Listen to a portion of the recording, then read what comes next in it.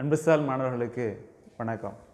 இந்த பதிவில் மேல்நிலை முதலாம் ஆண்டு தமிழ் பாடத்தில் உள்ள இயல் 6 உள்ள உரைநடை பகுதியாகிய காலத்தை வென்ற கலை என்ற தலைப்பில் அமைந்த உரைநடை பகுதி 1 முதல் பகுதியாக பார்க்க இருக்கிறோம். இல்லை, அப்போது இந்த கவின் கலைகள் தமிழகத்தில் ஏராளமாக இருந்தன. இல்லை, அப்போ கவின் கலைகள் தமிழகத்தில் ஒரு தாயகமாக கொண்டு விளங்கின என்பது நாம் அறிந்த ஒன்று. இப்போ கூத்துக்கலை, நடனக்கலை, இசைக்கலை போன்ற பல்வேறு கலைகளை தமிழர்கள் மிகுதியாக வளர்த்தெடுத்திருந்தார்கள் என்பது நாம் அறிந்தது. அதனுடைய தாக்கம்தான் இன்றைய வரையிலும் கூட இக்கலைகள் கடைக்கோடி மக்களிடையே இன்றும் தாக்கத்தை ஏற்படுத்தி கொண்டு இருக்கின்றன, வளர்ந்து வருகின்றன என்பதை நாம் தெரியும். அப்போ இந்த கலைகளில் சொல்லும்பொழுது இந்த இசைக்கலை, நாடகக்கலை, நடனக்கலை போன்று இந்த கட்டடக்கலை என்பதும் இங்கே தமிழகத்தில் குறிப்பாக தென்னிந்திய பகுதிகளில் மிகுதியாக இருந்தன என்பதை நம்மால் அறிய முடிகிறது. புரியுதுங்களா? அப்போது இந்த மனிதனுடைய சமூக சூழலில் இந்த கலைகள் சமூக வளர்ச்சியில் பெருந்துணை புரிவதாக இந்த அறிவியலும் கலைகளும் இருந்திருக்கின்றன என்பதை நாம் மறுக்க முடியாது. அப்பேற்பட்ட இந்த கலைகளில் சிறந்த ஒன்றாக இருக்கக்கூடிய இந்த கட்டடக்கலை என்பது மனிதனுடைய மிகச்சிறந்த நுணுக்கமான அறிவினால் வெளிப்படுத்தப்பட்ட ஒரு கலையாக நாம் பார்க்குறோம். இல்லைங்களா? மனிதன் தன்னுடைய அறிவார்ந்த ஒரு திறன் வாயிலாக வெளிப்படுத்தப்பட்ட ஒரு கலையாக அந்த கட்டடக்கலையை நம்ம என்ன பண்ணுறோம், பார்க்குறோம். புரியுதா? அந்த கட்டடக்கலைக்கு ஒரு மிக சிறந்த ஒரு சான்றாக இன்று தமிழகத்தில் நாம் சொல்ல வேண்டும் என்று சொன்னால் அது தஞ்சை பெரிய கோயிலை சொல்லலாம். புரியுதா? தஞ்சை பெரிய கோயிலை இந்த கட்டடக்கலைக்கு ஒரு மிக சிறந்த சான்றாக, ஒரு நுணுக்கத்திற்கு கட்டப்பட்ட ஒரு மிக சிறந்த சான்றாக நாம் சொல்ல முடியும். புரியல? கட்டடக்கலைக்கு சிறந்த சான்றாக தஞ்சை பெரிய கோயில் விளங்குகிறது என்பது இந்த பாடத்தின் வாயிலாக விளக்க முற்படுறாங்க. அப்போ இந்த கோயிலானது எந்த அடிப்படையில் அமைஞ்சிருக்கு அப்படின்னா, இந்த கோயிலை சுற்றி திருச்சுற்று மாளிகைகள் இருக்காங்க. இப்போ சுற்று மாளிகை.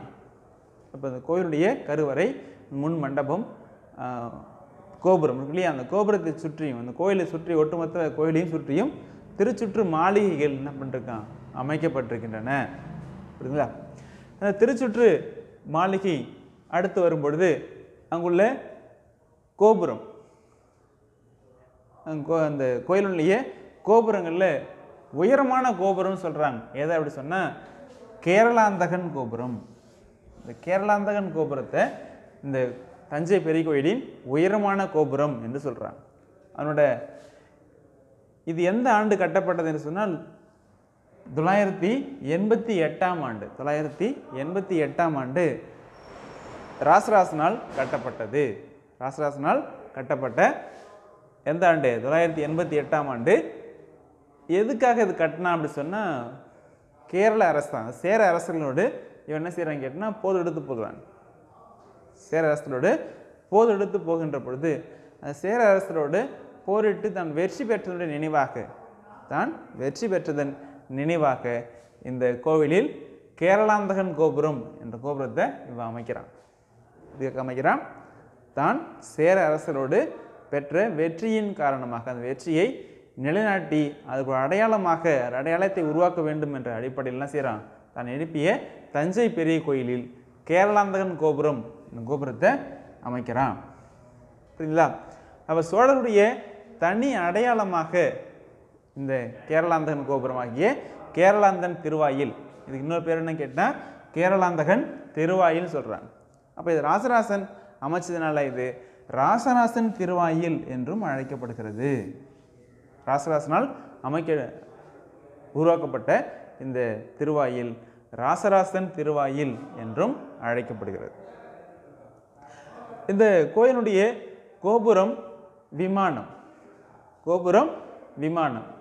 விமானம் ரெண்டும் வேறுபடுவது இல்லையா? அப்போ கோபுரம் என்பது அந்த கோயிலுடைய வாயிற்படிகளுக்கு மேலே அமைக்கப்படுகின்ற ஒரு உயரமான பகுதி தான் நம்ம கோபுரம் சொல்லுவோம். விமானம் என்பது அந்த கோயிலுடைய கருவறை பகுதி. உங்களுக்கு உதாரணமாக நான் ஒரு வரைந்து காமிக்கிறேன் பாருங்க.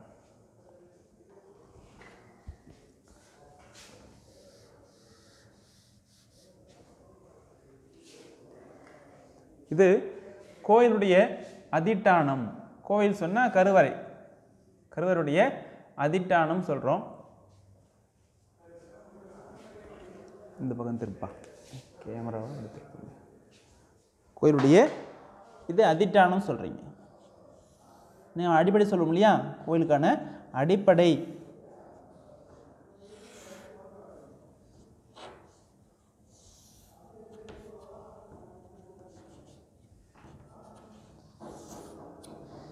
இது அதிட்டானம். இந்த அதிட்டானம் பாதபத்ம அதிட்டானம், பத்மபாத அதிட்டானம் என்று 2 வகைப்படும். சரிங்களா? இந்த அதிட்டானத்திற்கு மேல் இருக்கக்கூடிய பகுதி எதுன்னு கேட்டால் சுவர் பகுதி.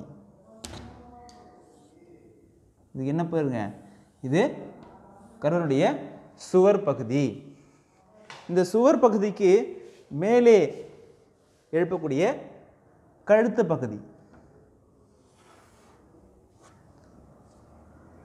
இந்த கோயிலுக்கு இந்த கருவறையினுடைய இந்த சுவருக்கு மேலே அமைக்கிற இந்த பகுதி என்ன பேருங்க? கழுத்து பகுதின்னு பேர். இந்த கழுத்து பகுதிக்கு மேலே என்ன பண்ணுவோம் கேட்டால் இது ஒற்றை கலசமுடைய ஒரு கோபுரம் போன்ற அமைப்பை எழுப்புவாங்க. புரியுதுங்களா? அப்போ இதற்கு பெயர் தான் விமானம் என்று பெயர். இருக்கு இல்லையா? இப்படி இருக்கும், அந்த ஒரு கருவறை இப்படி இருக்கும் இல்லையா? இந்த விமானம், இதுக்கு பேர் தான் விமானம்.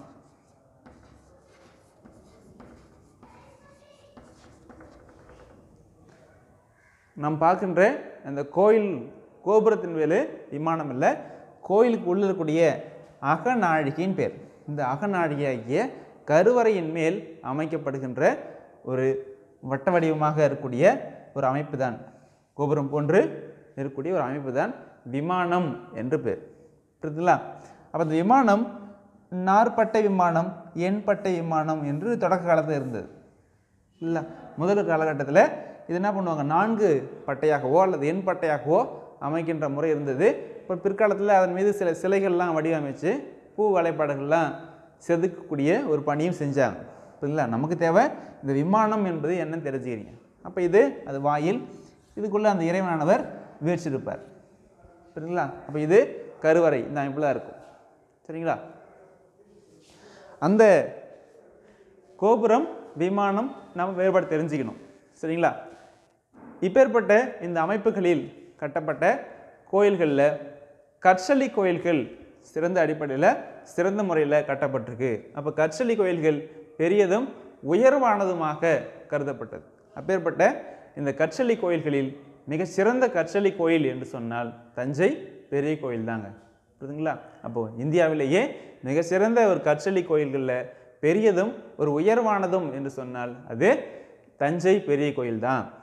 அப்போ இந்த தஞ்சை பெரிய கோயிலை ராசராசன் 6 ஆண்டுகள் விடாமுயற்சியோடு 6 ஆண்டுகள் முயன்று செய்கிறான், கட்டியிருக்கின்றான். அப்படி கட்டி முடிக்கப்பட்ட அந்த தஞ்சை பெரிய கோயிலுக்கு என்ன பெயர் வச்சிருக்கான்? தட்சிணமேரு என்று பெயர் வச்சிருக்கான். சரிங்களா? ராசராசன் தான் எடுப்பித்த தஞ்சை பெரிய கோயில் சுமார் 6 ஆண்டுகள் முயற்சி கட்டப்பட்டது. அவ்வாறு கட்டிய அந்த தஞ்சை பெரிய கோயிலுக்கு தட்சிணமேரு என்று பெயர் சூட்டி என்ன பண்ணுறான் ராசராசன் அழைத்திருக்கிறான் என்பதை நாம் தெரிஞ்சுக்கிறோம். புரியுதுங்களா? அப்போ இந்த தட்சிணமேரு ஆகிய தஞ்சை பெரிய கோயிலுடைய கோயில் விமானம், அந்த கோயில் விமானம் 216 அடி உயரம் கொண்டது. புரியுதுங்களா? கோயில் விமானம் 216 அடி உயரம் கொண்டது. அந்த கருவறையுடைய விமானம் 13 தளங்களை உடையதான். கருவறையுடைய விமானமானது 13 தளங்களை உடையதாக சொல்லப்பட்டிருக்கு. இந்த கற்சலி கோயில் சொல்லும் இல்லையா, இந்தியாவுடைய மிகச்சிறந்த ஒரு கற்சலி கோயில் சொன்னால் தஞ்சை பெரிய கோயில் சொல்கிறோம். அப்போ கற்சலி கோயில்னா என்ன அப்படின்னா, நாம் இப்போது வீடுகள் கட்டுகிறோம், வீடுகளில் செங்கற்களை ஒன்றன் மீது ஒன்றாக அடி கட்டுறோம் இல்லையா. அப்போ அதை போன்று கருங்கற்களை ஒன்றன் மீது ஒன்றாக அடுக்கி கோயிலை உருவாக்குவது என்பதுதான் கற்சலி கோயில். அப்போ அந்த வகையில் 7ஆம் நூற்றாண்டில் 2ஆம் நரசிம்மவர்மன் என்ன பண்ணுறான், இந்த கற்சலி கோயில்களை மிகுதியாக உருவாக்கியிருக்கிறான். தொடக்க காலத்தில் 7ஆம் நூற்றாண்டில் 2ஆம் நரசிம்மவர்மன் என்ன பண்ணுறான் கேட்டால் அவன் இந்த கற்சலி வகை கோயில்களை மிகுதியாக உருவாக்கியிருக்கான்னு பார்க்குறோம். சோழர்களுடைய வரிசையில் செங்கணான் என்னும் சோழன் 78 கோயில்களை அமைத்துதான். எந்த அடிப்படையில்? இந்த கற்சலி கோயில்களுடைய அடிப்படையில் என்ன செய்கிறான், செங்கணன் என்ற சோழ அரசன் 78 கோயில்களை அமைத்ததாக திருநாவுக்கரசர் சொல்றார். யாரு? திருநாவுக்கரசர் தன்னோட பதிகத்தில் செங்கணன் என்ற அரசன் 78 கோயில்களை அமைத்ததாக சொல்றார். அப்போ தொடக்க காலத்தில் இந்த கற்சலை கோயில்கள் அமைக்கப்பட்டு மேலே செய்யும் கூரை போன்ற அமைப்புகள் காணப்பட்டன. தொடக்கால கோயில் பார்த்தீங்கன்னா மண்ணால் எடுப்பித்தாங்க. மண்ணால் எடுப்பி அதன் மீது இப்போ இந்த மரப்பலகைகள்லாம் போட்டு அந்த கருவறையை மூடக்கூடிய ஒரு சூழல் தொடக்கால கோயில் காணப்பட்டது. சரிங்களா? அதுக்கப்புறம் என்ன செய்கிறாங்க அப்படின்னா செங்கற்களால் மரப்பட்டைகளாலும் செங்கற்களாலும் கட்டுறாங்க. அப்போ செங்கற்களுக்கு மேலே விமானம் அமைக்கிறாங்க. கூரை போட்ட இடத்த மாதிரி இந்த விமானம் அதையும் கற்களால் கொண்டு கட்டக்கூடிய பகுதியாக இப்படி கோயிலானது பல படிநிலையில் வளர்ச்சியடைந்து வருகிறது. சரிங்களா? அப்போ தொடக்க காலத்தில் இந்த கோயில்கள் சிறிதாக இருந்தாலும் அதுக்கப்புறம் ஆரம்ப காலகட்டத்தில் சிறிதாக கட்டப்பட்டிருந்தாலும் வளர்ச்சி அடைந்த பிறகு கட்டடக்கலையினுடைய நுணுக்கங்களை காற்ற பிறகு எடுப்பித்த கோயில்கள் எல்லாமே பெரியதாக கட்டப்பட்டன. கோயில் எல்லாமே பெரிய பெரிய கோயில்களாக கட்டப்பட்டன. இந்த கோயில்கள் பெரிதாக கட்டப்படுவதற்கு என்ன காரணம் அப்படி சொன்னால், இப்போது ஊரில் வெள்ளம் போன்ற இயற்கை சீற்றங்கள் வரலாம். மக்கள் தன் வாழிடமாக அப்போ தஞ்சம் போகக்கூடிய ஒரு இடமாக கூட இந்த கோயில்கள் தொடக்க காலத்தில் பயன்படுத்தப்பட்டன. அதே போன்று போர் வீரர்கள் தங்குகின்ற ஒரு இடமாகவும் இந்த கோயில்கள் அமைக்கப்பட்டன. அதே போன்று பொது நிகழ்ச்சிகள் மக்கள் கூடுகின்ற ஒரு இடமாக இந்த கோயில்கள் அக்காலகட்டத்தில் பயன்படுத்தப்படும் என்ற அடிப்படையில் தான் கோயில் என்ன செய்கிறாங்க, பெரிதாக கட்டிருக்காங்க. அதே போன்று அந்த கோயிலுக்குள்ளார தானிய கிடங்குகள் பஞ்சம் வரும் காலகட்டங்களில் பயன்படுத்த ஏதுவாக தானிய கிடங்குகள் எல்லாம் அந்த கோயிலுக்கு உள்ளார அமைத்திருந்தார்கள். புரியுதுங்களா? அப்போ அதற்காக தான் தொடக்கால கோயில்கள் எல்லாம் பெரிதாக கட்டப்பட்டனன்னு பார்க்குறோம். இந்த கற்றளை கோயில்களை தாண்டி இன்னும் குடைவரை கோயில்களும் மனித சமூகம் அமைத்திருக்கின்றது.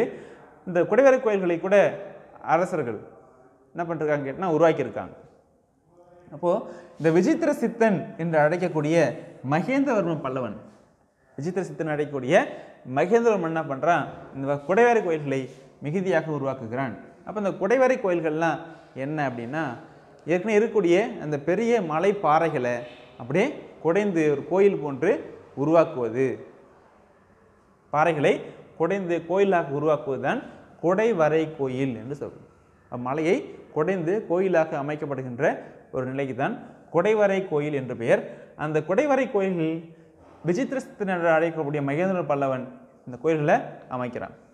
அவனுடைய வழியை வந்த ராஜசிம்மன் என்பது என்ன செய்கிறான், தன்னுடைய முன்னோர் வழியினுடைய எல்லா ஒட்டுமொத்த திறனையும் ஒருமித்த வகையில் ராஜசிம்மேஸ்வரம், அதாவது மகாபலிபுரம், காஞ்சிபுரம் உள்ளிட்ட இந்த கைலாசநாதர் கோயில், கடற்கரை கோயில் இவையெல்லாம் அமைக்கிறான். இல்லைங்களா? இவக்கு என்ன பேர் வைக்கிறான் அப்படின்னா ராஜசிம்மேஸ்வரம் என்று பேர் வைக்கிறான். சரிங்களா? ராஜசிம்மேஸ்வரம் என்று அமைக்கிறான். இந்த கோயில்கள் எல்லாம் எந்த பாணியில் கட்டப்பட்டது? அப்போ அந்த கோயில் கட்டக்கலை பாணியை 3 வகையை பிரிக்கலாம். நாகரம், வேசரம், திராவிடம் என்று 3 வகையில் சொல்லலாம். என்ன பேர் பாருங்க, நாகரம்,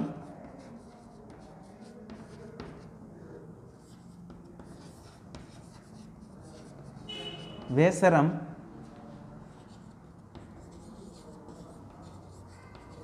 திராவிடம். இந்திய கட்டிடக்கலை பாணியை 3 வகைப்படுத்தலாம். நாகரம், வேசரம், திராவிடம்.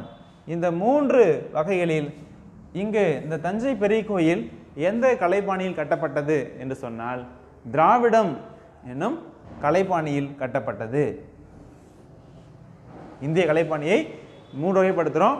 1 நாகரம், வேசரம், திராவிடம். இந்த 3 வகையில் தஞ்சை பெரிய கோயில் திராவிடம் என்னும் கலைப்பாணியில் கட்டப்பட்டது. இல்லை பண்ணங்களே, தொடர்ந்து வரக்கூடிய செய்திகளை நாம் அடுத்த வகுப்பில் பார்க்குறோம். நன்றி.